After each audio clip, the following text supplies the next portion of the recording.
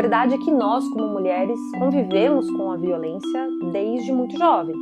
Seja dentro de casa, seja da rua, seja no trabalho, até mesmo em hospitais. É um problema social muito forte e a operação da Uber está muito presente no dia a dia das pessoas, né? Então a gente entende que os desafios que a sociedade como um todo enfrenta também vão se refletir na nossa plataforma e por isso a gente tem um compromisso de também fazer parte da solução desse problema, então buscar, e além do que é possível fazer no aplicativo, né, do que é possível fazer com as ferramentas de segurança, mas atuar na sociedade como um todo, e por isso que a gente buscou as organizações que são especializadas nisso. Isso é muito importante porque aproximou o ente público do ente privado e o terceiro setor. E aí a gente tem aí a grande contribuição da grande parceira, que é a Uber. Nós temos o programa Você Não Está Sozinha, onde nós temos a chatbot, que é a Ângela, não é? A Ângela é uma assistente virtual que atende mulheres, não só representantes Avon, mas mulheres de todo o Brasil, não é? Que queiram ajuda para sair daquela situação. A parceria do Fórum Brasileiro de Segurança Pública com a Uber já tem 6 anos, começou em torno do nosso evento anual, surge com esse enfoque no enfrentamento à violência contra a mulher, mas acabou também se desdobrando em outras ações. Em conjunto com a Uber, nós já fizemos pesquisas de opinião. Pesquisas de opinião, por exemplo, das mulheres nos transportes públicos e no seu ir e vir pelas cidades. Muitas mulheres responderam nessa pesquisa de opinião que têm medo de andar no bairro onde mora. As mulheres têm medo de sair de madrugada das suas casas para ir ao trabalho. Então, a Uber tem possibilitado, por exemplo, em conjunto com Patrícia Galvão, abordagens de violência contra as mulheres que são inéditas no país. A violência contra mulheres é um fenômeno muito silencioso, muito subnotificado e que pouco sabemos sobre. Então a gente apoiou a criação da plataforma EVA, que é um site que reúne dados sobre violência contra a mulher, né, tanto no Brasil como também no México e na Colômbia. Ela também já se tornou uma fonte confiável de dados para pesquisadores e jornalistas em toda a América Latina. Especificamente com a Uber, o Me Too Brasil desenvolveu um canal de plantão psicológico e atendimento de vítimas sobreviventes que passaram por situações de conduta sexual inadequada dentro do aplicativo. Acho que é importante eu dizer que eu tenho muita honra e muito orgulho de ser parceira da Uber, porque o tamanho que essa companhia tem, né, no Brasil, a magnitude que ela tem no Brasil, quantas pessoas são impactadas diariamente pelos serviços oferecidos pela Uber, provocam que qualquer ação que a Uber faça atinja milhões de pessoas de uma vez só. Eu espero que nós, do Fórum Brasileiro de Segurança Pública, a Uber e tantos outros parceiros, estejamos de algum modo plantando sementinhas para que esse cenário seja diferente daqui 20, 30 ou 40 anos, como já é diferente hoje.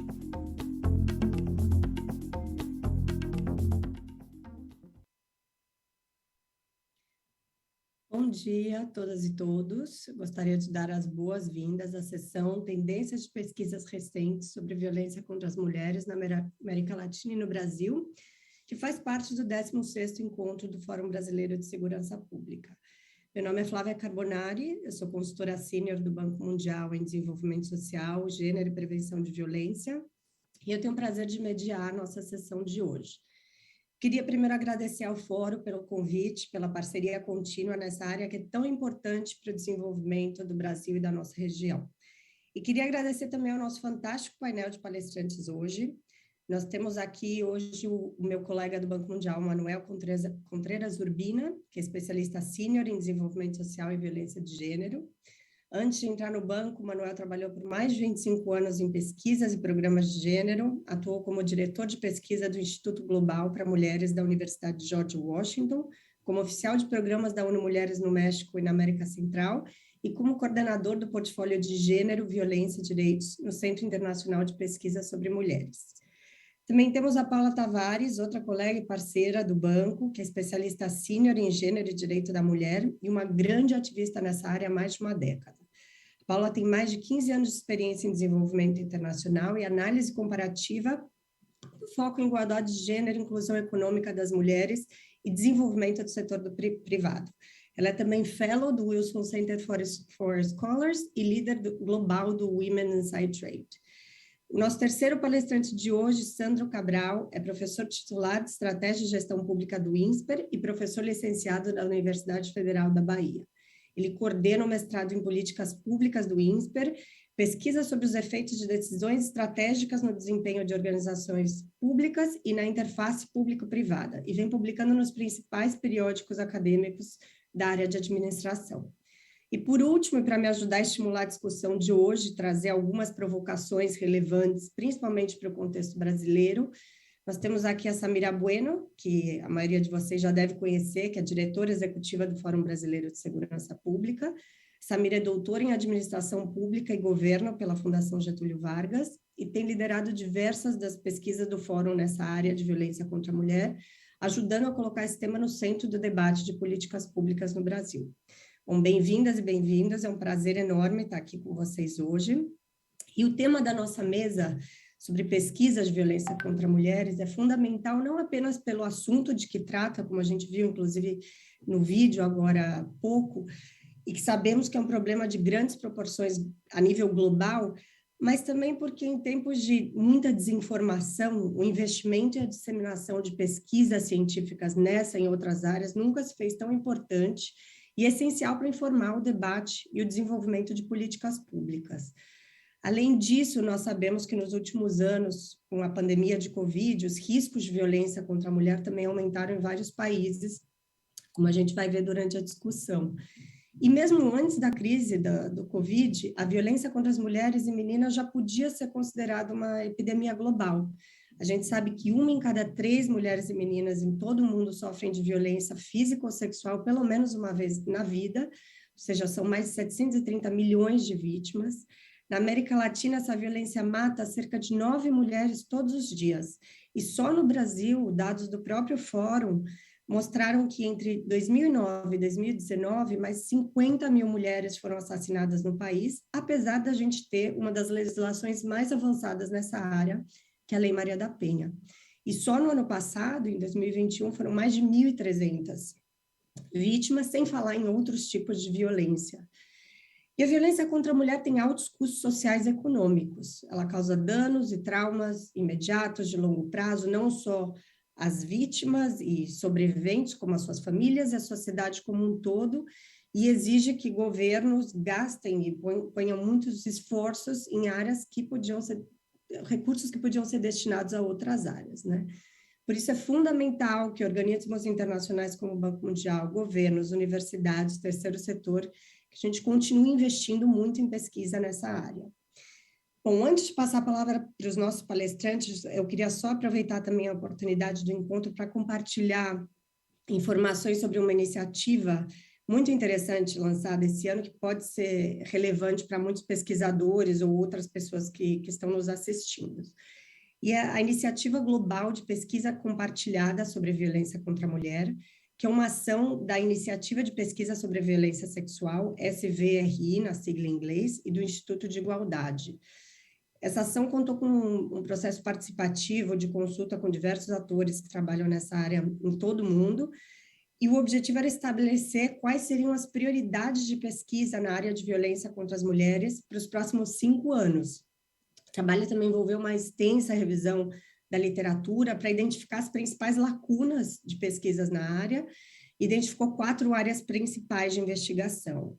Pesquisas focadas na compreensão das diferentes formas de violência contra a mulher, pesquisas focadas em programas específicos, outras no melhoramento e na escalabilidade de programas já existentes e outras focadas em metodologias para medir e avaliar políticas nessas áreas. Essa iniciativa também tem um espaço por e-mail ou na plataforma onde pesquisadores podem compartilhar suas próprias pesquisas.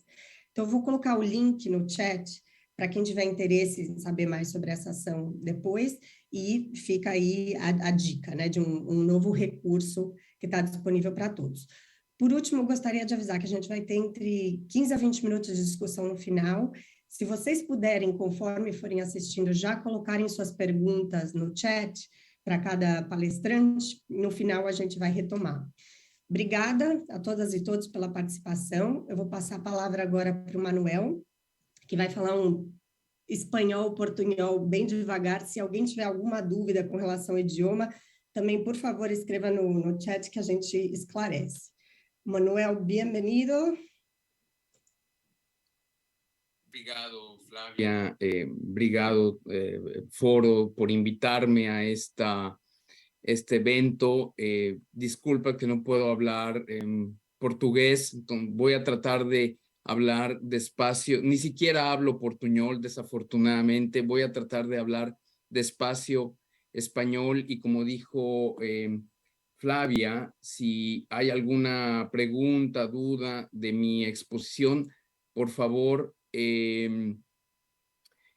ponerlo en el chat y bueno, ahí trataremos y Flavia tratará de responder algo pasó que no me dejó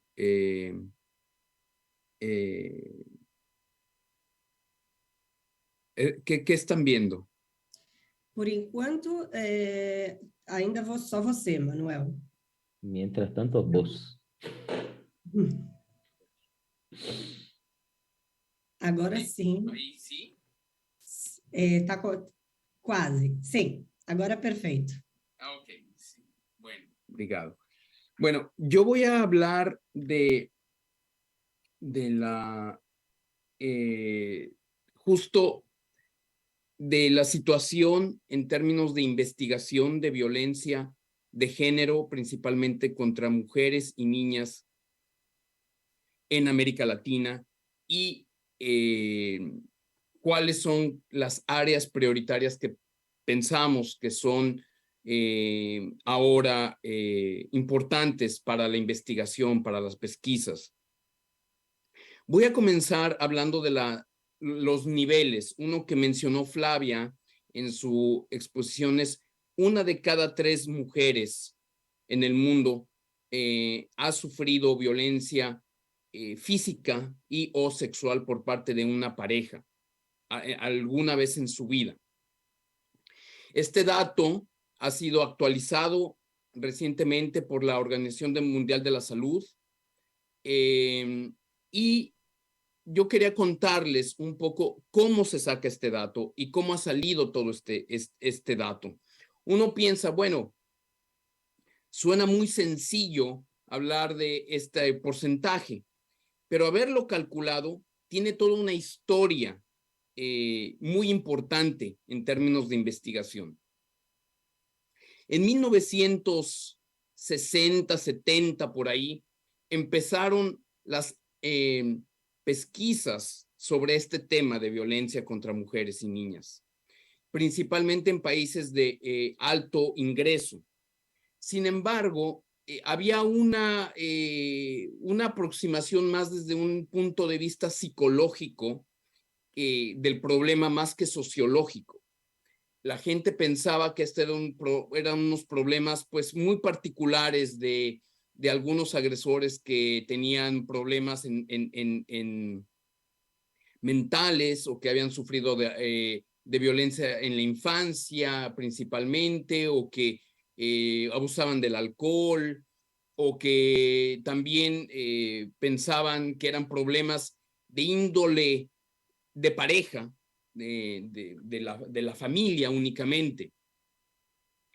Pero las organizaciones del movimiento feminista, principalmente en los 80, empezaron a darse cuenta que esta situación era mucho mayor que un problema psicológico o que un problema de parejas, que era mayor que eso, porque llegaban muchos casos, sabían de que había un problema mayor y que no era un problema únicamente abordarlo desde la psicología. Entonces empezaron a hacer los primeros estudios más cualitativos de violencia y claramente se empezó a establecer la importancia del patriarcado como factor o causa explicativa de este problema. Pero luego el siguiente paso fue saber cuáles eran los niveles, cuál era la magnitud del problema. Y entonces para ello se crearon unas metodologías muy, al principio, bueno, se hacían encuestas muy, pues, muy precarias, muchas limitantes, pero se dieron cuenta que eso era un problema no solamente metodológico, pero también un problema ético de cómo abordar a una mujer para entrevistarla de una situación tan sensible como violencia. Y entonces en el 2000, alrededor del 2000 más o menos, la OMS, con base ya en experiencias de varios países, creó lo que llamamos el estudio multicéntrico de la violencia contra las mujeres y las niñas, que esto fue en el 2000, inicios del 2000, lo hicieron en 10 países, pero ya tomando en cuenta toda una metodología mucho más sofisticada, con manuales, con un entrenamiento muy importante a las encuestadoras,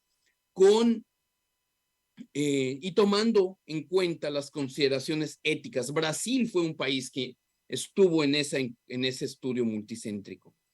Y gracias a eso fue que sacaron un dato mucho más relevante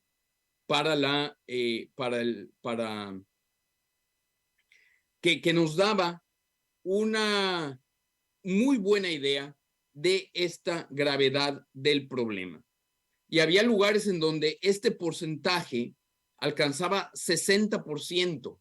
Entonces se veía, imagínense, 60%, quiere decir que 6 de cada 10 mujeres sufren violencia por parte de la pareja, lo cual, una física y o sexual, ya no hablo de la psicológica, porque eso, bueno, ya aumentaría a 90. Entonces, ahí se dieron cuenta de la magnitud del problema. Estas encuestas, además de darnos la magnitud, los niveles del problema, también pudieron abordar el tema de las causas, de los factores de riesgo, y ahí se confirmó que la principal problema era de las mujeres, de aquellas mujeres que estaban en relaciones totalmente desiguales en términos de género, de discriminación.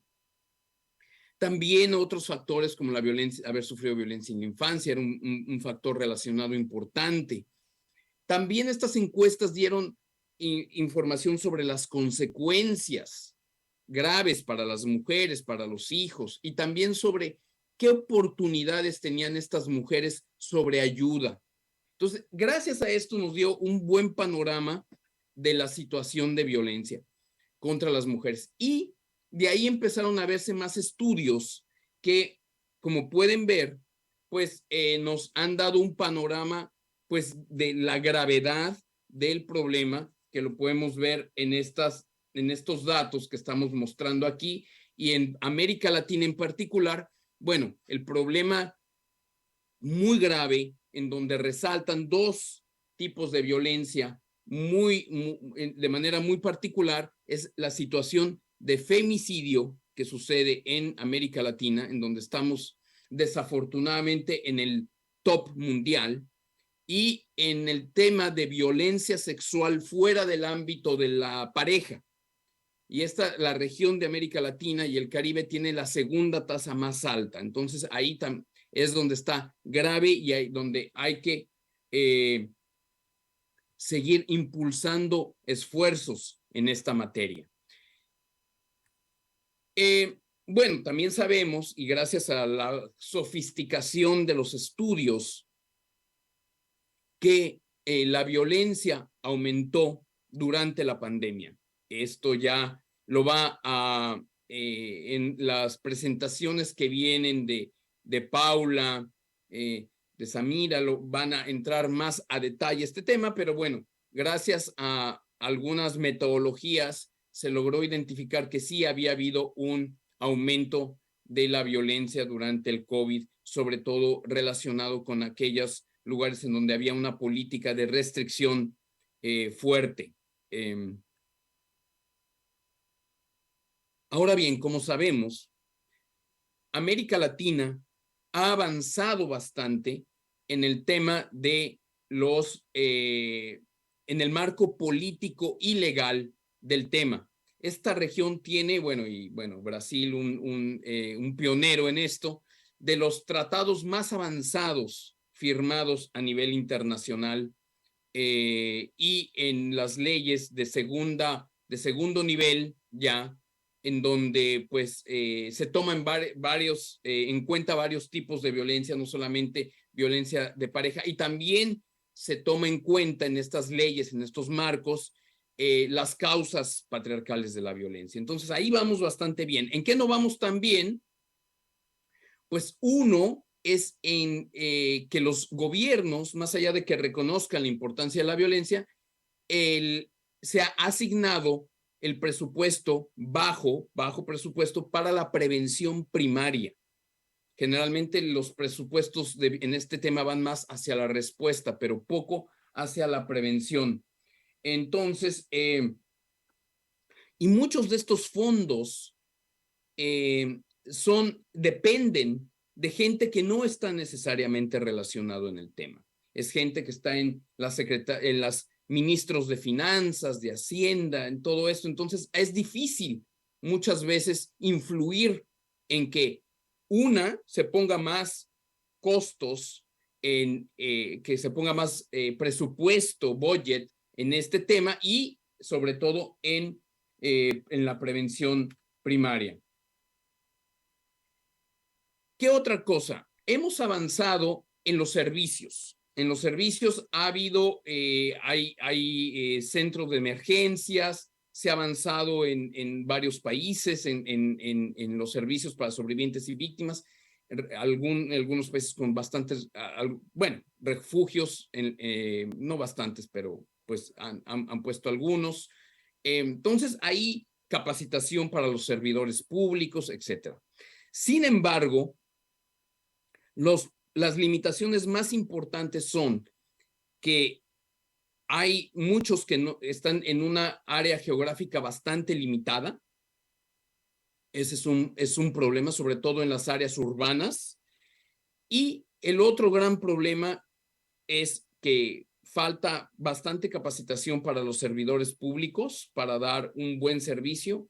Y tercero, que las coordinaciones que son parte de la ruta crítica que le da apoyo a las sobrevivientes, a las víctimas, no están coordinadas.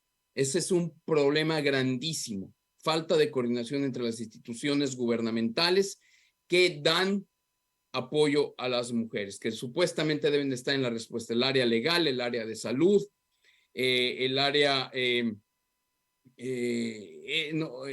jurídica, no se coordinan entre ellas. Entonces hay un problema ahí en la respuesta. ¿Qué sabemos en prevención primaria? Bueno, hay algunos programas que se han impulsado, sabemos de los modelos que funcionan para prevenir la violencia, modelos que atacan el problema de las normas sociales patriarcales, de desigualdad de género, el problema de desempoderamiento económico de las mujeres, entonces programas importantes de transferencias económicas, programas también para la crianza, para prevenir el maltrato en la infancia, etcétera. Hay varios modelos ya que han sido evaluados y que han sido probados de manera eficaz, de manera positiva, que sabemos que pueden en mediano o largo plazo prevenir la violencia contra las mujeres. Este es un avance muy importante. ¿Cuál es el problema acá? Dos principalmente. Una, que la adaptación no es tan sencilla, no es decir, agarro este modelo y ya lo implemento en esta zona y se acabó, y aquí se me va a disminuir la violencia. No es tan sencillo como eso. Hay un proceso de adaptación importante que requiere recursos y esfuerzo y tiempo, que es importante llevarlo a cabo. Y entonces ahí ya se nos complica una de las cosas. Y el segundo es el problema de escalabilidad, scaling up, en donde pues sí, logró en estos modelos influir en determinadas comunidades, pero de ahí a que podamos escalar un modelo así en un estado entero o en un país entero, pues es otro nivel de complejidad. Ya voy a terminar. ¿Cuáles son las áreas emergentes de investigación? En la investigación, como les comenté, bueno, se avanzó bastante en saber la magnitud del problema, se avanzó bastante en saber las causas, las consecuencias, la situación de las barreras que tienen las mujeres para reportar. En eso ya sabemos mucho. ¿Qué nos falta? ¿En dónde estamos ahora? Nos falta saber bien en América Latina qué funciona, qué prácticas hay que no han sido documentadas y que no han sido compartidas. Hay muchas cosas que están pasando en nuestra región, muchas organizaciones, el Estado también trabaja en algunas cosas, pero no se documenta, y no se comparte. Entonces ahí estamos faltando. Y sobre todo lo que mencioné, nos falta saber cómo adaptar estos modelos. Ya sabemos estos modelos, ya sabemos los principios que nos van a ayudar a prevenir, pero todavía no sabemos cómo adaptarlos y cómo escalarlos. Ahí nos falta. Nos falta tener un buen marco legal del problema de femicidio tan tremendo en nuestra región. Ahí falta las definiciones, variables. Hay todo un esfuerzo de Naciones Unidas en este trabajo, pero es muy complicado, muy complicado. Cada país tiene sus definiciones, sus formas, etcétera. Entonces, ahí se necesita avanzar. La interseccionalidad. Obviamente, pues esto, hay dinámicas conflictas que afectan específicamente a mujeres de ciertos grupos. Entonces, tomar en cuenta sus características es importante, sobre todo las personas que están en situaciones de mayor marginalidad.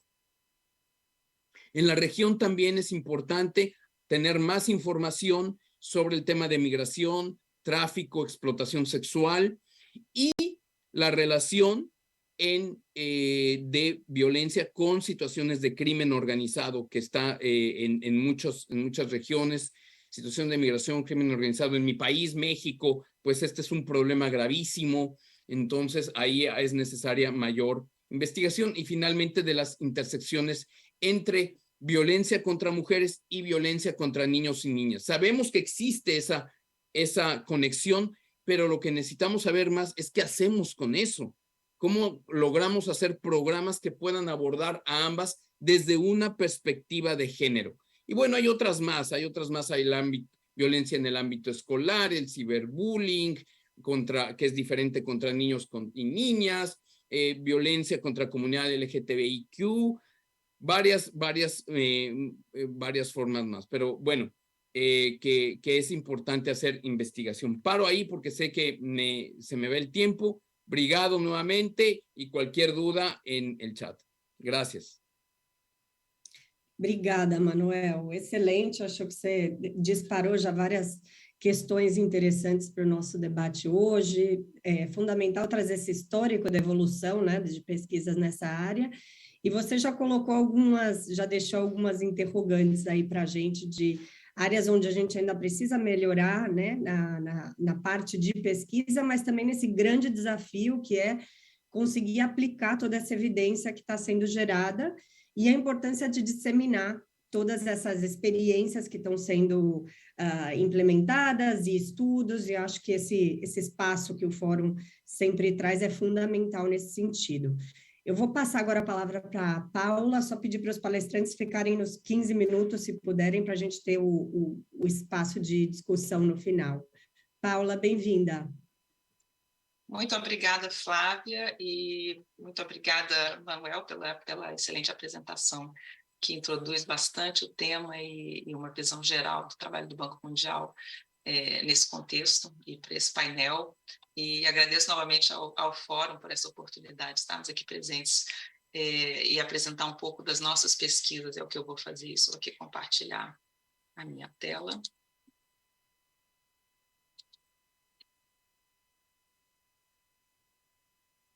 Então, se já estiverem vendo um pouco aqui a minha apresentação, eu vou falar um pouco sobre pesquisas recentes e tendências de pesquisas sobre violência contra a mulher na América Latina e no Brasil, com base principalmente em dois trabalhos que nós concluímos agora há pouco tempo em cima desse tema, e fazendo uma abordagem ainda com relação aos impactos provenientes dos aumentos de risco durante Covid e um pouco o que os estudos e as tendências de políticas têm mostrado em termos de recomendações, inclusive. O Banco Mundial, nós temos acompanhado o aumento do risco, um pouco os impactos da pandemia de Covid na incidência de violência contra a mulher, desde o início e um pouco atualizando, inclusive, vendo o que os países têm feito, quais têm sido as tendências, e agora atualizando um pouco mais depois de 2 anos, e agora num momento quase pós-Covid, ou espera-se, né, de menos impactos, pelo menos de medidas, mas ainda entendendo que os riscos continuam de alguma forma perdurando, né, e principalmente em algumas áreas que a gente vai olhar, e pensando um pouco em termos de médio e longo prazo, quais são algumas das lições aprendidas desse período e com base, inclusive, no aumento dos riscos na incidência que nós acompanhamos nesses últimos 2 anos. Né?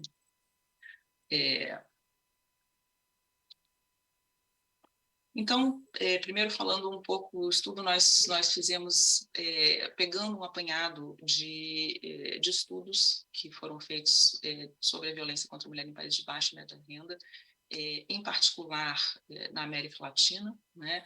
E aqui simplesmente uma visão geral e um pouco que todos já devem saber, mas que a violência contra a mulher é realmente um problema importante, um problema social, de saúde pública, e especialmente nos países de baixa e média renda, entre os quais 80% dos países da América Latina se encontram. Então, realmente, é uma grande quantidade dos países da região, sabendo que a violência contra a mulher tende a afetar de maneira desproporcional mulheres de origens desfavorecidas, colocando-as em maior risco de saúde física, mental, pobreza, e exacerbando as desigualdades de gênero já pré-existentes, né? Entendendo que essa é uma das causas raiz, mas também traz essa consequência de exacerbar essas desigualdades.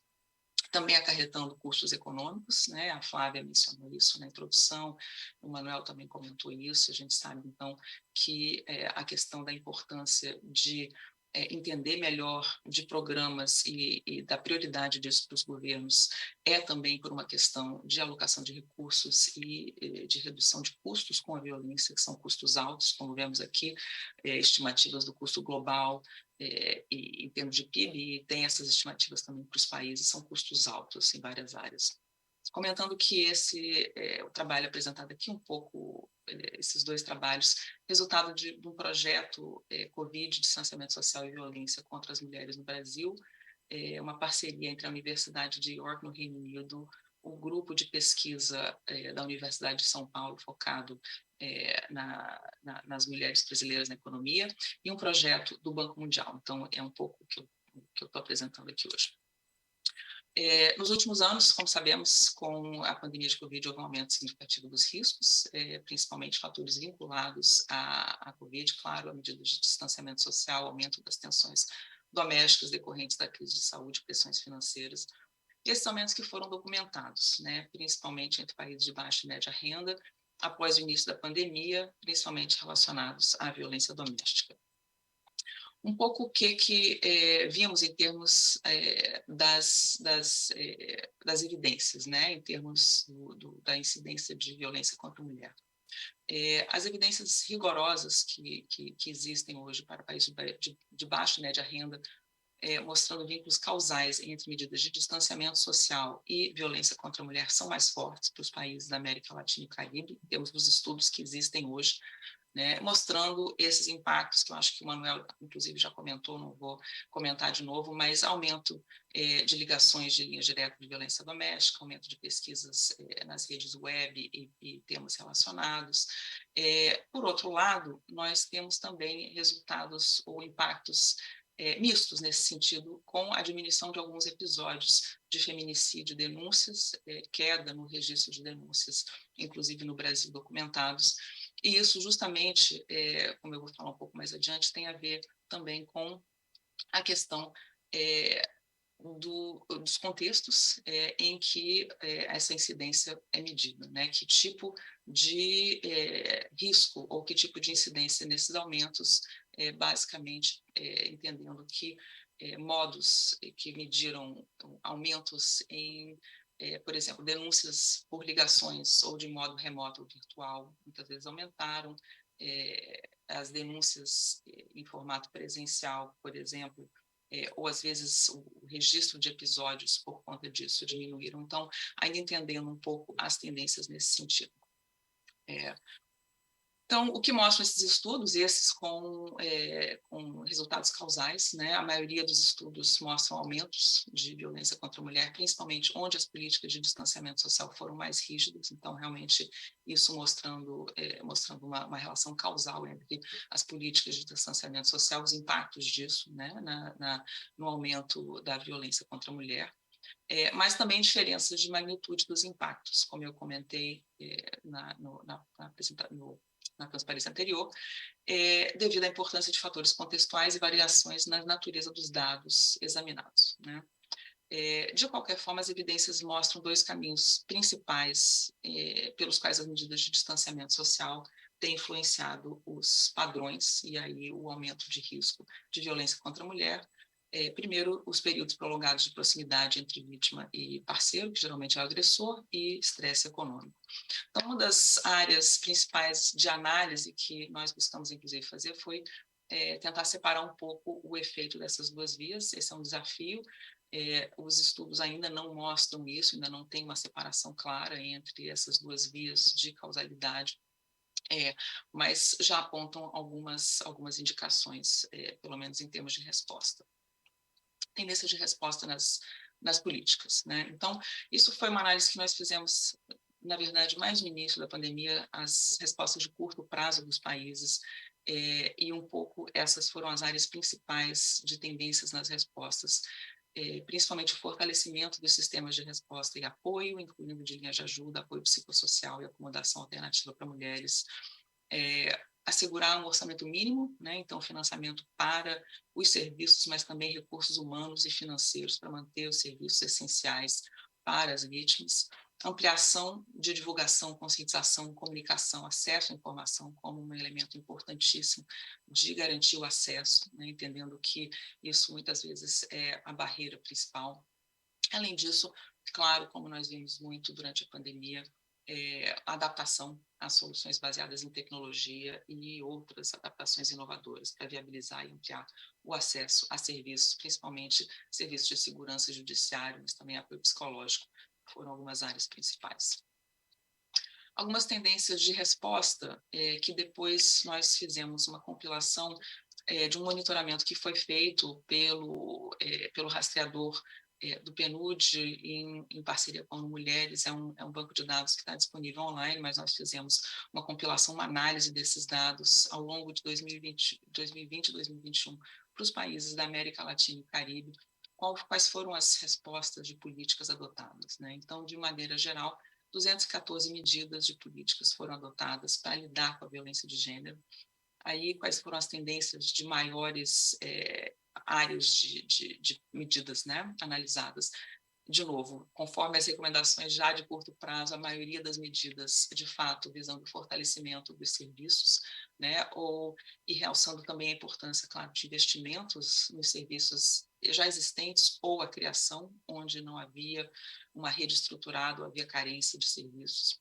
E aí outros tipos de serviços variados, novamente seguindo as análises iniciais, né, das respostas de curto prazo, inclusive campanhas de conscientização foram 20% das medidas, integração da perspectiva ou da questão da violência contra a mulher nas respostas amplas da pandemia, a melhora na coleta e uso de dados e outras medidas. Então, essas foram as 4 áreas principais. Nós também fomos analisar as medidas de apoio econômico como um dos elementos que nós fizemos nessa análise, tentando entender um pouco o impacto dessas medidas. 47 medidas de apoio econômico com perspectiva de gênero foram implementadas também nesse período pelos países.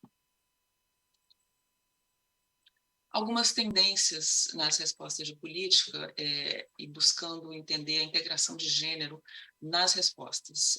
O que nós constatamos com base nessa análise dos dados existentes foi que isso foi uma exceção, mas alguns exemplos interessantes, né? Então, uma pequena parcela das medidas entre os países da América Latina, só 10, teve realmente como objetivo integrar a questão da violência contra mulheres nas respostas. Alguns exemplos aí visando com medidas específicas, garantindo que as mulheres pudessem circular durante o isolamento para poder registrar ocorrências, ou a implementação de protocolos ou planos nacionais específicos com esse enfoque na área de violência contra a mulher, e alguns exemplos de países, que alguns países da região fizeram na Argentina, no Peru, no Chile, na Colômbia, como parte de iniciativas que buscaram realmente integrar a questão de gênero nas respostas de Covid e a questão da violência contra a mulher.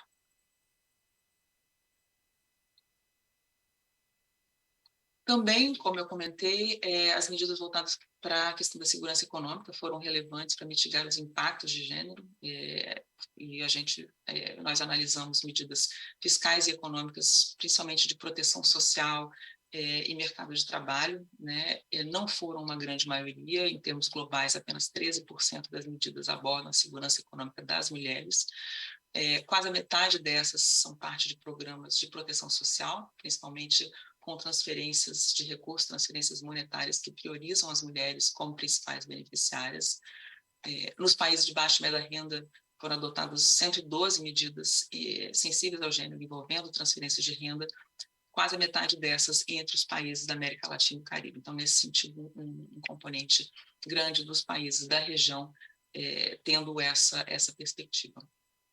De novo, a maioria das medidas entre os países da América Latina também visando ou priorizando exclusivamente mães ou mulheres grávidas, esse foi um exemplo no Brasil, né? E apenas uma minoria fazendo esse enfoque na questão de vítimas de violência. Aqui 2 exemplos da Argentina e da República Dominicana, que de fato incorporaram nos programas de transferência monetária esse enfoque específico em vítimas de violência doméstica, né? Algumas lições e recomendações, de maneira geral, ainda temos uma falta de evidência sobre a eficácia das medidas e intervenções, né? Então, as lições que nós trazemos são um pouco do que foi implementado, dos dados que nós temos, mas, como eu comentei no início, evidências mostrando o impacto realmente, fazendo análises mais rigorosas do impacto de medidas ainda são poucas, então isso é uma área importante ainda de pesquisa, mas mostrando, de novo, algumas tendências de boas práticas, de consenso entre organizações, entre análises que têm sido feitas e as evidências existentes, mostrando, de novo, algumas áreas bastante já alinhadas com áreas iniciais ao fortalecimento de serviços, né, adaptação a contextos virtuais, a garantia de disponibilidade de recursos, principalmente, inclusive por meio de financiamento direcionado, aí, claro, o financiamento, inclusive, direcionado para vítimas, direcionado para mulheres, a garantia de coleta e disponibilidade de dados, né, e fortalecimento de conscientização, comunicação, divulgação de informações, e a integração dessa abordagem de gênero e violência contra a mulher nas respostas de Covid. Isso vale, claro, para medidas de uma forma geral, inclusive por meio de medidas de proteção social e ajuda financeira.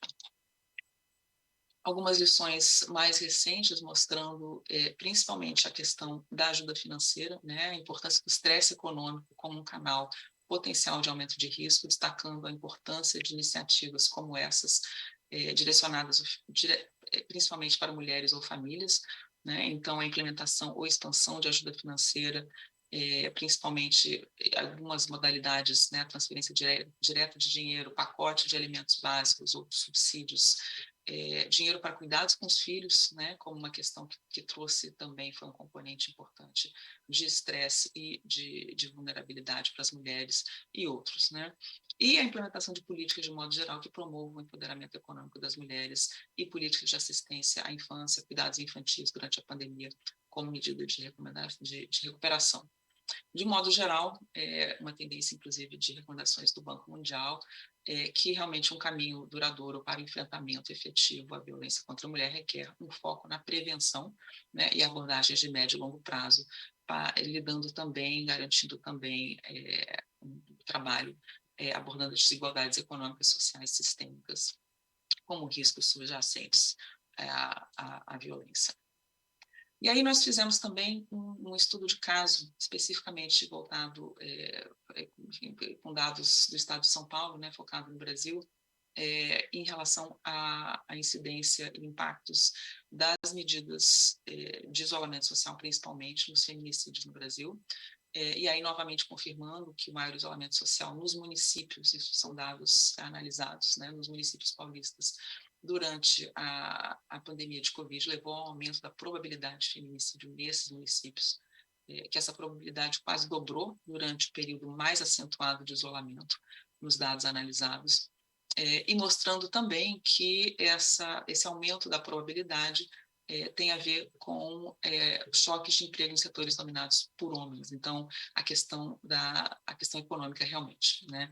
Então, os dados mostrando também o impacto, a análise mostrando o impacto dos programas de auxílio de renda, de auxílio monetário, e mostrando, inclusive, que a ajuda financeira às famílias mais pobres, apesar da probabilidade de feminicídio ter sido mais ou menos igual entre municípios mais pobres e mais ricos, a ajuda financeira, principalmente a famílias de maior vulnerabilidade, contribuiu para mitigar esse efeito nocivo do impacto econômico no aumento dos riscos de violência.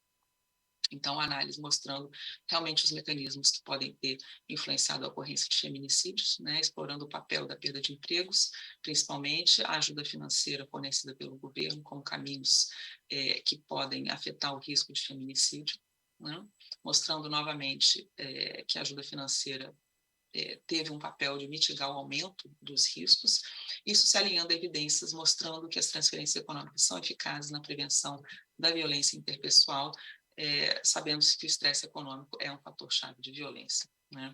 E isso permitindo também, claro, que as mulheres possam deixar relacionamentos abusivos, então como um componente desse, né? Então, novamente, algumas recomendações preliminares já com base, inclusive, nesse estudo de caso, alguns dos já existentes, o reforço a serviços de violência, adaptação a contextos virtuais, e aqui alguns exemplos que eu já comentei, mas também esse componente importante da implementação ou expansão de ajuda financeira, né? Então, essa análise mostrando principalmente o impacto disso e a importância de se pensar um pouco nesse tipo de medida para mitigar os impactos e aumento de riscos e de incidência, né? E aí, de modo geral, essa tendência de aumentar a conscientização sobre opções de denúncia, serviços, entendendo-se principalmente no contexto do Brasil, o alto grau de subnotificação, que tem a ver, inclusive, com a falta de acesso, mas a falta de acesso também à informação e à conscientização. Eu acho que era isso. Era a minha apresentação. Termino por aqui. Obrigada, Paula. Super interessante e acho que você levantou vários elementos nessa análise de políticas também que se aplicam não só num contexto de pandemia, né, de crise, mas justamente a crise e a elevação dos riscos e dos índices de violência contra a mulher também colocaram em evidência várias dessas lacunas nas políticas públicas de proteção e prevenção de violência contra a mulher. Então, acho que os dados são muito válidos, as recomendações muito válidas. E vou passar agora para o Sandro, que acho que também vai trazer um estudo de caso bem interessante, já aplicado no Brasil, referente a um tipo específico de política de resposta, né? Sandro, bem-vindo. Agora já dá para ver a tua apresentação, ótimo. Obrigado. Bom dia a todos e todas. Meu nome é Sandro Cabral, sou professor do INSPER, também sou licenciado da Federal da Bahia. É um prazer aqui agradeço o convite, né, estar compartilhando a pesquisa que a gente fez, né, tema bem convergente, né. Devo dizer a Paula e a Manuel que eu roubei uma parte da apresentação de vocês aqui, eu colei aqui no meio porque eu acho que conversa bastante com o que vocês falaram aqui, né. Antes da gente dar aquelas descrições básicas, né, falar assim, pô, como eu sou, né, pô, eu sou branco no Brasil, latino nos Estados Unidos, estou vestido de preto, passando frio em São Paulo, né, mas eu quero deixar claro de onde eu estou falando. Eu estou falando do lugar da administração aqui, né, então, ó, não sou especialista em segurança pública, tá, tenho muito trabalho com a parte de segurança, mas eu uso mais a parte de segurança para tentar conceber teorias que possam melhorar a administração pública, a gestão pública de forma geral, né? E esse é o caso aqui desse trabalho, que eu tive a honra de dividir aqui com 3 colegas, né? O professor Paulo Arvati, Anita Magarra, da Universidade de Toronto, e Paulo Reis, da FRJ, que foi recentemente publicado na Public Administration Review, né? Que é um dos principais journals da área de administração. Então, talvez por isso não esteja no mapa aí do pessoal do Banco Mundial, né? Então, um trabalho recente, né? Onde a gente olhou o efeito que a gente chama desses órgãos de advocacia estrutural, né? Que são organizações para lidar com problemas de pessoas desfavorecidas, os disenfranchised, né? Então, um trabalho recente publicado assim que traz evidência, né, de um tipo de organização que são as delegacias de mulheres no Brasil, onde a gente analisa o efeito desse tipo de organização sobre violência contra a mulher, né? É um trabalho recente, né? E aí, tanto o Manuel quanto o Paulo, né, eles falaram algumas coisas de áreas emergentes, né? E acho que esse trabalho aqui, ele meio que dialoga, né, sobre questões ligadas a o que afeta a violência contra a mulher, sobretudo na interseccionalidade no nosso caso aqui, a gente está trabalhando interseccionalidade de gênero e raça, né? Então, nosso trabalho aí dialoga um pouco aí com o que tanto o Manuel quanto o que Paula falou, né, de falta de evidência sobre a eficácia de medidas, né, não somente no contexto do Covid, mas a gente tem um painel mais amplo aqui. Então, feliz que esse trabalho dialoga com as 2 pessoas que antecederam a minha aqui, tá? Então, como toda pesquisa, né, a gente começa assim, com o que a gente já sabe, né? Então, pô, a gente já sabe que representação de pessoas desfavorecidas em serviço público melhora resultado. A gente sabe, se você ter professoras negras dando aula para crianças negras, o desempenho dessas crianças negras vai ser melhor do que seria se tivesse professoras brancas, sem prejudicar o desempenho das professoras brancas. Mesma coisa na área de medicina, né, ou área de segurança pública, né, enfim. Então, isso é uma coisa que está bem consolidada na literatura de que a gente chama de burocracia representativa. Então, isso a gente já sabe. O que a gente não sabe ainda, né, como é que a gente endereça, né, como a gente aborda esses efeitos heterogêneos, né, para demandas de grupos desfavorecidos, né? E então, essa história, né? Como é que a gente vai fazer, o que a gente precisa fazer, né? Quais são as condições necessárias para lidar com esses problemas estruturais que afetam grupos, sobretudo esses grupos que são os mais difíceis de atingir, né? Que estão na interseccionalidade de gênero, de raça, discriminação sexual, a condição de imigrante ilegal, né? Então, situações de vulnerabilidade de forma geral. Isso a gente não sabe muito, a gente precisa entender os mecanismos, né? Então, Paula falou muito de mecanismo, né? Então a gente precisa entender o que é que causa isso, o que é que faz, no nosso caso, o que pode fazer para atenuar essa condição ou melhorar a vida dessas pessoas. Então, é muito dessa nossa motivação aqui, né? E aí a gente está falando, né, de organizações, né? A gente está preocupado com organizações que têm esse objetivo de proteger, né, ou remediar problemas de pessoas que são desfavorecidas. Então, você pode ter organizações que vão tratar de crianças refugiadas, né? Ou organizações que vão tratar mais de direitos difusos, por exemplo, você tem esse escritório na França que você tem, né? Ou essa casa de acolhimento para vítimas de violência doméstica LGBTI, né? Na época era LGBTI, hoje não tem a QIA+, P também, né? Mas, enfim, são organizações para lidar com essas pessoas em condição de vulnerabilidade. E também tem a questão de delegacia da mulher, né, que é o nosso foco aqui, né, e a gente vai estar focando nesse tipo de organização que as delegacias da mulher. Como vocês podem ver, isso é uma delegacia da mulher na Índia, né, então não é um fenômeno somente brasileiro, né, você tem em diversos países do mundo, né. Então, o nosso foco aqui é essa violência estrutural contra a mulher, né, e tem a Malala, né, que vítima de violência, né, prêmio Nobel lá da Paz em 2014, né? Mas a história de Malala não é única, né? Então essa condição de violência que ela sofreu, ela se repete em outros países, né? Então, ela se repete, sei lá, na Nigéria, que é a história do Boko Haram, né? Mas ela ocorre também em países centrais, né? Então, a violência contra a mulher, ela ocorre em países centrais, né? Então, essa questão da violência, né? Então, esse que é o caso que teve essa última aqui, nesse slide aqui, que saiu na Isto É, alguns anos atrás, né? Que mostra que ela afeta as pessoas pobres, as pessoas mais bem favorecidas, afeta as pessoas brancas, afeta as pessoas negras. Então, é um grande problema a ser resolvido. E é óbvio que a gente quer entender com esse grupo mais favorecido na interface de raça e gênero aqui, que é a nossa preocupação. Mas isso é um grande problema, pessoal. Esse é um problema mundial. Tá? E aí, no nosso caso, aqui a gente introduz esse conceito de Structured Advocacy Organization, esses órgãos de advocacia estrutural, para teorizar, né, e testar em que condições essas organizações foram desenhadas para proteger o direito de pessoas desfavorecidas, né, elas promovem mudanças estruturais na interface de gênero e raça, né? Então, esse é o nosso objetivo aqui, e aí a gente tem uma teoria, né? A gente é acadêmico, a gente tem uma teoria que é realmente geral, e aí, óbvio, que a gente testa isso num contexto, né? Que o nosso contexto é de delegacia de mulher. Mas, grosso modo, não vou ocupar muito vocês aqui, são 3 grandes mecanismos aqui que podem explicar essa melhoria nos resultados interseccionais, né? Então, primeiro, procedimentos e rotinas, né, especializadas para lidar com a demanda desses grupos, a representação desses grupos e um mandato institucional para lidar com o problema desses grupos. Então, a gente pegar no contexto de delegacia da mulher, né, delegacia da mulher tem um mandato institucional para lidar com violência contra a mulher. Esse mandato das delegacias de mulher foi reforçado, né, sobretudo com a Lei Maria da Penha. Tem uma questão de representação que é importante em delegacias da mulher.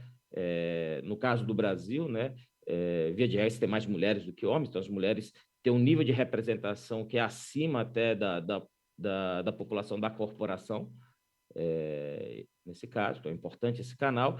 E o outro canal é rotinas e procedimentos especializados, ou seja, o procedimento que você tem numa delegacia de defesa da mulher é diferente do procedimento numa delegacia convencional. Então, esses 3 mecanismos combinados, a gente teoriza isso, eles podem levar a essa melhora nesses resultados, né? E a gente, dentro da nossa tradição, né, a gente vai lá, teoriza, faz hipótese, testa. A gente tem algumas hipóteses aqui também, né?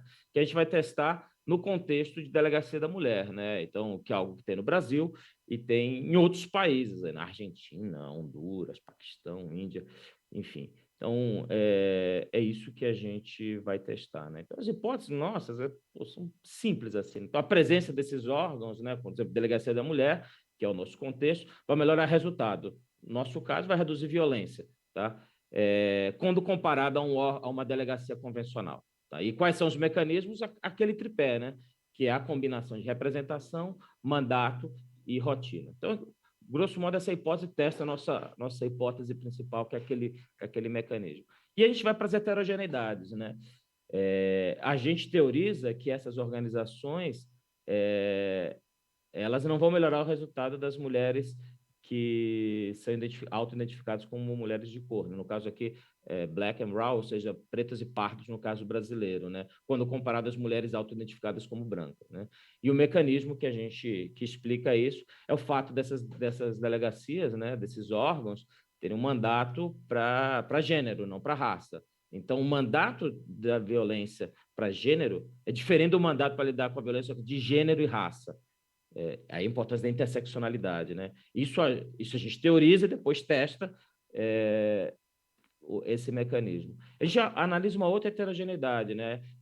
Que o nível de educação ela pode melhorar esses resultados para essas pessoas desfavorecidas, ou seja, as mulheres pretas e pardas, né? Elas podem experimentar melhorias caso experimentem de níveis educacionais melhores. Nesse caso aí, a questão do conhecimento, né? Uma pessoa mais bem educada, ela sabe dos seus direitos e aí ela sabe que ela pode contar com aquele órgão para que esse órgão faça as investigações e proteja seus direitos. Então, isso a gente teoriza que educação é um mecanismo importante para poder assegurar o direito de pessoas pretas e pardas. Ainda que, na média, elas não se beneficiem, quando elas são mais bem educadas, elas experimentam o nível de educação melhor, o resultado tende a aparecer. E a gente teoriza também a questão de infraestrutura, né? Então, na presença de infraestrutura, né, em termos de comunicação e transportes, isso também ajuda a melhorar o resultado desses grupos desfavorecidos. Então, essa é a nossa teoria, né? A gente teoriza e a gente vai testar, né, aqui no Brasil, né, onde a primeira delegacia da mulher foi inaugurada em 85, então a gente monta um painel, né? Então, a gente monta um painel aí que tem quatro períodos, nas 5.000, mais de 5.500 municípios, né? Nesses 4 coortes, né, que são os anos que a gente tem dados relacionados à delegacia de mulher nas bases do IBGE. Então, a gente mescla diferentes bases de dados aí, e nossa variável dependente, o que a gente quer medir homicídios contra mulheres, mortes violentas contra a mulher. A gente vai lá no DataSUS, pega essas taxas por 100 mil habitantes, né, de tudo quanto é tipo de morte violenta contra a mulher. Isso aqui a gente não pode falar que é feminicídio, porque no DataSUS não faz essa distinção. Feminicídio ele precisa ser investigado para se falar que foi feminicídio ou não, mas a gente pode afirmar que feminicídio está contido nessa base de dados. A gente fala de morte violenta sofrida por mulheres. A gente utiliza uma abordagem quase experimental, né, uma que a gente chama de diferenças, né, onde a gente utiliza a Lei Maria da Penha como choque exógeno, né, que afeta o grupo de tratamento e o grupo de controle, né, ou seja, o grupo de tratamento são cidades que tinham delegacia da mulher, o grupo de controle cidades que não têm delegacia da mulher, então a gente faz esse antes e depois, então faz isso aí, uma regressão em painel com diferença e faz um análise, um estudo de evento também, e aí esse paper foi publicado no principal jornal de administração pública, vocês imaginem a preocupação com o rigor que a gente tem, né? Então, a gente está controlando tudo que está acontecendo no município, né? A gente tem uma bateria de testes de robustez aqui, que é aquela história, bate no martelo, o resultado é isso aqui. Então, dá para confiar no resultado que a gente está falando aqui, de uma forma bem segura. O resultado é bem robusto. Então, a história de evento mostra, né, que, no mínimo, a delegacia, na média, isso é um efeito médio, né, as delegacias de mulher, elas seguraram a escalada de violência, né, contra a mulher, né? Então, se tem uma escalada de violência na média no Brasil ao longo do tempo, né? Então, as cidades que têm delegacia da mulher, no mínimo, elas frearam a escalada de violência, né? Então, você nota que essa linha vermelha mostra que as cidades sem delegacia de mulher, elas experimentam essa escalada de violência, né? Ao fato que aqui a gente não tem um efeito. Então, mostra, ela segura muita violência. E aí, quando a gente vai testar nas regressões, e aí conversando com as nossas hipóteses, a gente vê lá, de fato, delegacia da mulher reduz o homicídio entre 11% e 13%, ou seja, ter uma delegacia de mulher numa cidade, na média, reduz de 11% a 13% mortes violentas contra mulheres. E aí é super robusto esse resultado, com mais de 99% de chance de estar certo, ou menos de 1% de chance de estar errado, do que a gente está falando aqui. A gente também confirma que, infelizmente, as delegacias de mulher, na média, estão beneficiando apenas as mulheres autoidentificadas como brancas, as mulheres pretas e pardas não estão sendo beneficiadas, então o resultado é não significativo para elas, a não ser quando as mulheres pretas e pardas elas vivem em cidades com níveis educacionais mais altos. A gente testa várias proxies de educação e mostra que uma mulher autoidentificada como preta e parda, vivendo numa cidade em que os níveis de educação são melhores, elas podem se beneficiar dessa redução de homicídio, ainda que o efeito seja menor do que nas brancas, né? Então, elas experimentam essa melhoria, mas não na mesma intensidade das brancas. Então, a educação parece ser um canal complementar aí a esse tipo de órgão que é a delegacia da mulher. E aí também a gente testa que as delegacias de mulheres são efetivas em regiões metropolitanas, questão da infraestrutura, e não são efetivas em cidades com estrutura deficiente. Ou seja, você está numa cidade mais remota, ter uma delegacia da mulher não faz muita diferença. Ela precisa ter infraestrutura de transporte, comunicação, até mesmo para que as vítimas possam denunciar. Eu não estou nem entrando na questão do aspecto cultural que você tem nessas regiões, que a gente não consegue testar isso. O que a gente consegue testar são essas questões de infraestrutura, de comunicações e transporte, a gente testa isso aí, o paper está bem descrito como é que a gente testa esses mecanismos. Então, as evidências são bem robustas, né? E aí, a gente tem um monte de testes de robustez, né? Que para quem mexe com econometria, né? A gente faz com placebo, a gente testa com os homens, olha um monte de teste de confound, né, para verificar se esses outros órgãos, né, tipo, que a gente chama de Pro-Women Institute, como Casa de Acolhimento da Mulher, se tem Defensoria Pública, se tem todos os outros órgãos de prevenção à violência contra a mulher, né, se eles estão causando, não. O que está causando redução de homicídio é ter delegacia de mulher. Então, não é isso que está direcionando o resultado. O que direciona o resultado é a presença da delegacia da mulher como um mecanismo importante para você fazer a investigação e, eventualmente, coibir a escalada de violência. A gente faz todos os testes de mecanismos, né? Então, está bem robusto. A gente trabalha com score de propensão também para comparar municípios dentro de uma zona de suporte comum. Então, é aquela história, pessoal. Bate com o martelo, o resultado é isso que a gente está falando, né? Reduz violência contra a mulher na média, mas não contra as pretas e pardas. Somente pretas e pardas se beneficiam se tiverem com altos níveis de educação e em regiões metropolitanas.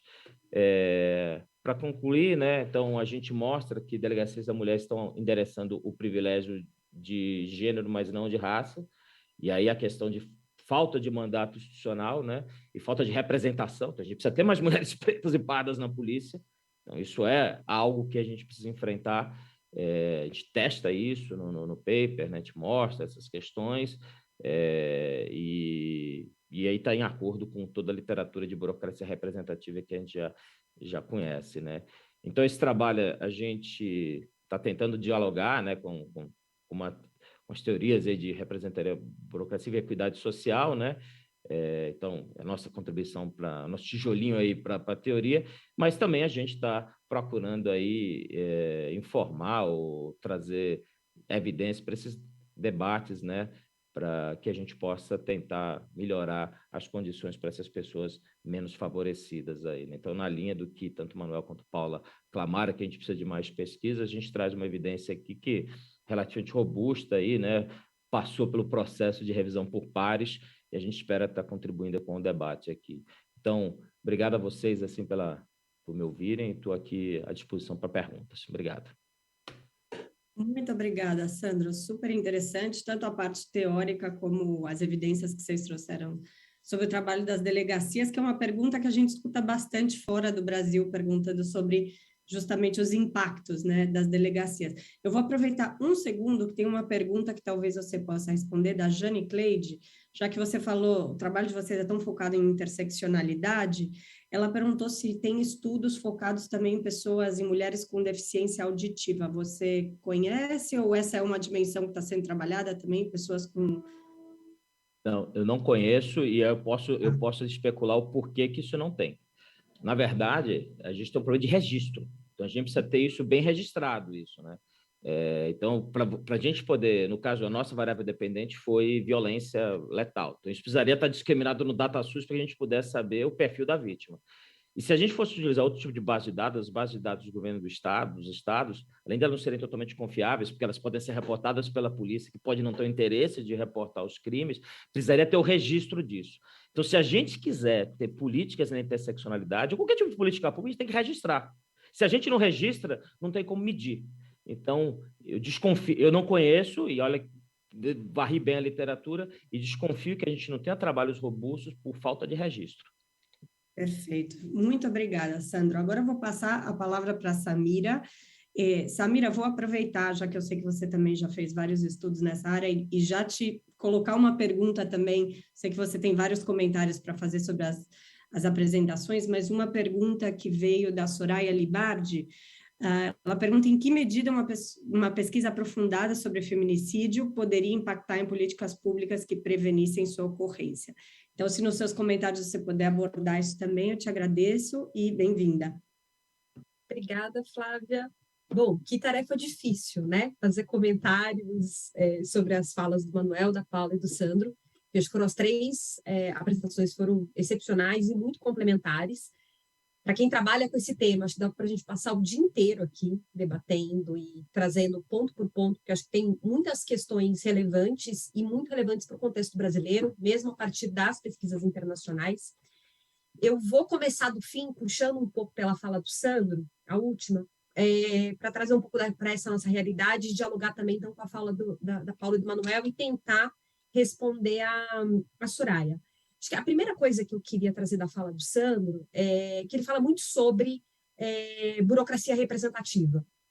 E acho que talvez, por ser o encontro do fórum, ser esse espaço que reúne acadêmicos, ativistas e profissionais de segurança pública, eu acho que é muito importante começar por aí, né, de burocracia representativa num país em que muitas das polícias militares ainda trabalham com teto para ingresso de mulheres nos concursos públicos. Então, muita gente não sabe disso, mas a maior parte dos concursos, da maior parte das polícias militares desse país, tem tetos que, em média, restringem a 10% o acesso de mulheres nas corporações. Então, como é que a gente vai falar de representatividade, né, de burocracia representativa, quando a gente está falando que essas corporações muitas vezes não reconhecem as mulheres como seus pares? Né? Então, estou falando que se abrem 1.000 vagas para soldados, 100 vão ser vagas destinadas às mulheres, às vezes 12,5%, 7,5%.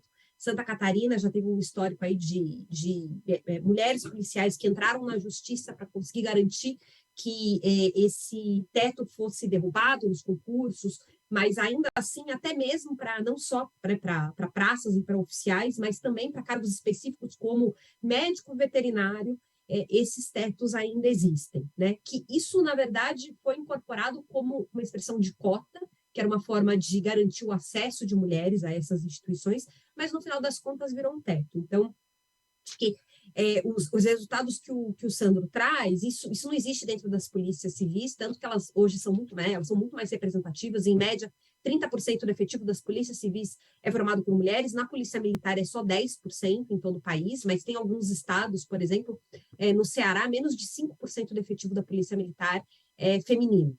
Então, acho que isso nos dá um pouco já um problema, o ponto de partida, de que instituições a gente está falando que muitas vezes servem como essa primeira resposta do Estado no acolhimento, no atendimento a uma mulher em situação de violência. O segundo ponto que eu queria destacar é o que acho que está presente nas 3 falas que diz respeito à interseccionalidade, né? E aí a gente está falando de gênero e raça como componentes essenciais para o atendimento à mulher em situação de violência. Isso pode parecer trivial numa discussão dessa, mas a gente sabe que no Brasil de 2022 isso está longe de ser trivial, né? Então, muitas vezes, falar sobre gênero, falar sobre incorporar a lente de gênero no trabalho, nos serviços essenciais, acaba sendo mal visto, né? Visto com certo preconceito, visto como se fosse uma questão ideológica, quando é algo essencial para a formação desse profissional, seja profissional de segurança pública, do sistema de justiça, da assistência social, da saúde, enfim, tudo, né? Todos os serviços públicos precisam incorporar a lente de gênero e a questão racial como fundamentais e transversais da sua formação. Dito isso, acho que um dos achados do Sandro é muito preocupante e dialoga com um dado que a gente divulgou no último Atlas da Violência, quando a gente mostrou que os assassinatos de mulheres negras cresceram 2% na última década e os de mulheres não negras caíram 27%. Ou seja, o que a gente está falando? O número de mulheres assassinadas no Brasil caiu na última década, mas só caiu entre mulheres não negras, que são as brancas e as amarelas. Entre mulheres negras, pretas e pardas, isso cresceu. Eu acho que isso reforça, né, um outro componente que se a gente tem uma das legislações mais avançadas do mundo no enfrentamento à violência de gênero, como esse serviço está sendo implementado na ponta e como ele está se traduzindo em resposta, tem sido muito desigual. Só tem sido capaz de proteger uma parcela da população, né? São as mulheres brancas, amarelas ou as pretas e pardas com melhores condições do ponto de vista socioeconômico. E isso é brutal num país em que a gente está falando que hoje 1/3 da população não sabe se vai jantar, né? Que tem garantida aí uma refeição por dia e olhe lá, que vive em situação de insegurança alimentar. Quando a maior parte das vítimas da violência são mulheres pretas e pardas. E aí tem um outro componente, que eu acho que dialoga um pouco com a fala da Paula, sobre geração de renda, né? E como isso foi um elemento muito comum nos programas desenvolvidos durante a pandemia de Covid-19, como respostas públicas no acolhimento das mulheres em situação de violência. Desculpa, gente, eu me perdi aqui, eu estava falando das mulheres pretas e pardas.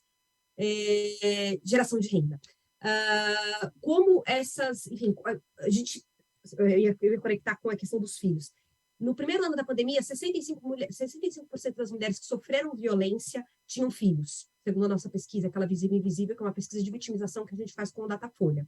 Ou seja, 1 em cada 4 mulheres sofreu violência no primeiro ano da pandemia e 65% delas tinham filhos. Então, quando a gente está falando de programas de transferência de renda ou de empoderamento econômico como forma, né, como um mecanismo de tirar essa mulher da situação de violência, a gente precisa necessariamente olhar para essa mulher. E, né, no Brasil, a maior parte dessas mulheres são pretas e pardas. Então, acho que talvez esse tenha sido um dos campos que a gente mais falhou nas respostas públicas. Acho que a gente estamos tentando documentar iniciativas desenvolvidas na área de assistência social, saúde, segurança pública, justiça, né? No caso da segurança pública e da justiça, a gente viu muitas tentativas de criar protocolos com números de emergência. Então, em Minas Gerais criaram o Chame a Frida, que era um chatbot, o próprio setor privado, né, a Uber, com o Instituto Avon, criaram um chatbot também para fazer esse atendimento para mulheres em situação de violência, sociedade civil organizada, justiceiras, enfim. Acho que tem muita coisa acontecendo que foi focada nesse atendimento, mas me parece que nessa área especificamente, e a gente até vai ter uma mesa sobre isso na sexta-feira no encontro presencial, que é de geração de renda, talvez tenha sido um dos pontos que a gente mais falhou. E não é à toa que nessa pesquisa, quando a gente perguntou para a mulher qual que foi o fator determinante para você que sofreu violência nesses primeiros 12 meses da pandemia, que você acha que mais interferiu na vulnerabilidade que você ficou exposta. O que nós imaginávamos, até um pouco naquele momento, a partir do que a gente vinha acompanhando da literatura internacional, né? O que estava acontecendo em países europeus, na China, nos Estados Unidos, a gente imaginava que seria o maior tempo de isolamento social, né? Então, essas medidas de restrição de circulação teriam deixado elas mais tempo com os agressores e isso teria aumentado a exposição à violência. Mas quando elas foram questionadas sobre isso, o que apareceu com mais frequência, para 30% delas, inclusive, foi justamente a autonomia financeira. Então, perda de emprego e perda de renda. As mulheres perderam mais emprego e renda durante a pandemia. Nos últimos anos, a crise econômica foi muito mais profunda e brutal para as mulheres do que para os homens. Então, o que a gente está falando é que essa lente de gênero e essa lente de raça, ela precisa estar presente em todas as políticas públicas e ela acaba não estando, né? Uma pesquisa da Think Olga que mostrou que nos últimos 2 anos a gente teve os menores índices de gastos com políticas públicas voltadas à violência contra a mulher empenhados pela União. Então, apesar da gente estar numa situação como essa, em que a gente, né, como mostrou o Manuel, a gente vive um contexto de epidemia de violência contra a mulher, e isso não é algo exclusivo do Brasil, isso acontece na América Latina, no Caribe, em tantos outros países. Na prática, o que eu acho que a gente tem visto, e eu acho que é o nosso grande desafio, pensando que se avizinham aí as eleições, como é que a gente vai eleger parlamentares e figuras públicas, atores políticos que estejam de fato comprometidos com essa agenda, né? E estar comprometidos não é dizer que você vai necessariamente propor qualquer proposta de lei no Congresso das mais esdrúxulas, como a gente teve ao longo dos últimos anos, né? Que é o recorde de número de emendas e propostas de legislação sendo discutidas no Congresso, mas, de fato, propostas que estejam em linhas com o que funciona, e que eu acho que vocês mostraram aqui, que a gente tem documentado muito pouco. E antes de responder a pergunta da Soraya, eu queria trazer um ponto que o Manuel levantou, e que eu acho que, dentro dessa lógica de a gente documenta pouco e a gente precisa documentar mais, tentar entender melhor o que funciona e estudar mais sobre essas especificidades locais, tem a ver com a relação e a intersecção entre crime organizado e violência contra a mulher. Esse é um problemão no Brasil, isso hoje afeta sensivelmente os serviços públicos. Então, agora esse ano a gente teve recentemente em Rio Branco, e isso virou uma questão sensível lá. Em Fortaleza, isso tem sido uma questão sensível, mas por que não citar o caso do Rio de Janeiro, que é talvez o mais conhecido do público quando a gente está falando da presença de crime organizado, milícias e outras formas de criminalidade. A gente está falando que essas mulheres que vivem em situação de violência em territórios conflagrados, que convivem, né, sob o domínio do medo, com a atuação do crime, dificilmente vão conseguir acessar serviços. Seja porque a lei, né, ou a ordem, ela é regulada pela ação do crime, então essa mulher ela não vai até uma delegacia de polícia, e quando for, muitas vezes ela vai ter uma enorme dificuldade para fazer o seu direito valer, especialmente se essa mulher está se relacionando com alguém que está envolvido com o crime. Né? Então, assim, quando a gente pensa essa política pública, a gente precisa pensar que é uma política pública que precisa chegar para toda mulher. Pouco importa se ela namora com um homem faccionado ou não. Se ela está sofrendo violência doméstica, ela também precisa ser protegida pela lei. E isso a gente tem visto que está sendo muito difícil de ocorrer. Então, não é incomum, por exemplo, que vítimas de feminicídio nem sejam reconhecidas enquanto tal em vários territórios, porque tudo entra na conta do tráfico. Então, é como se essa mulher ela fosse vítima de uma violência que decorreu da ação do narcotráfico. Mas, veja, não necessariamente ela estava envolvida com o narcotráfico, ela podia se relacionar com um homem que é faccionado e ser vítima de violência doméstica. Né? Então, incorporar essas nuances tem sido muito difícil, seja porque muitas vezes o acesso é difícil, então a polícia não pode chegar, essas patrulhas Maria da Penha, de monitoramento do cumprimento de medidas protetivas de urgência não consegue circular no território. Essa mulher, se for vista entrando na delegacia, ela pode ser obrigada a se mudar. Então, isso tem sido comum. Então, a gente acompanhou um caso recentemente no Ceará, em que a mulher resolveu denunciar, e quando o traficante local ficou sabendo, ele ordenou que ela saísse imediatamente de casa, ou então ela morreria. Então, é isso. Então, às vezes, buscar o Estado acaba colocando essa mulher numa situação de extrema vulnerabilidade. E eu acho que esse é um elemento que a gente ainda não está endereçando nas nossas respostas. Enfim, tentando fazer esse amarrado, né, e deixando aí para vocês reagirem com impressões, eu só queria, então, tentar né, responder a questão da Soraya. Bom, eu acho que, sim, é fundamental que a gente tenha mais pesquisas sobre feminicídio, tanto porque as respostas a isso têm sido muito desiguais, né? Vivemos num país federativo, então a Soraya é uma delegada aqui de São Paulo, então aqui a gente tem um protocolo de investigação de feminicídio, isso está bem estruturado, mas isso não é uma realidade nacional. Então, preparar as forças policiais e o sistema de justiça para processar, julgar, né, investigar esses casos é fundamental, mas principalmente do ponto de vista da prevenção, né, em tentar entender onde é que a gente falhou com essa mulher. E aí eu acho que o nosso grande desafio hoje é conseguir integrar bases de dados que nos deem a possibilidade de olhar para a trajetória dessa mulher, porque, em geral, o que a gente tem são fotografias. A gente tem uma fotografia daquela mulher que foi assassinada, a gente tem a fotografia daquela mulher quando ela passou pelo sistema de saúde e ficou lá registrado no sistema de notificação de agravos do Ministério da Saúde. Mas a gente dificilmente consegue entender qual que é a trajetória dessa mulher e a passagem que ela tem pelos serviços públicos. Então, ela recebeu algum programa de transferência de renda, ela tinha filhos, os filhos estavam matriculados na escola, estavam em idade escolar, estavam matriculados na escola. Onde é que a gente falhou com essa mulher? As pesquisas disponíveis mostram que a maior parte das vítimas de feminicídio em São Paulo, Paraná, que a gente tem pesquisa, Rio Grande do Sul, Espírito Santo, não tinham medida protetiva e sequer tinham um BO contra o agressor, né? Então elas não chegaram no sistema de justiça ou na segurança pública, mas será que elas não estavam sendo atendidas pelo SUS, por outros, né, equipamentos públicos que pudessem, de algum modo, fazer com que a gente percebesse que ela estava numa situação de vulnerabilidade?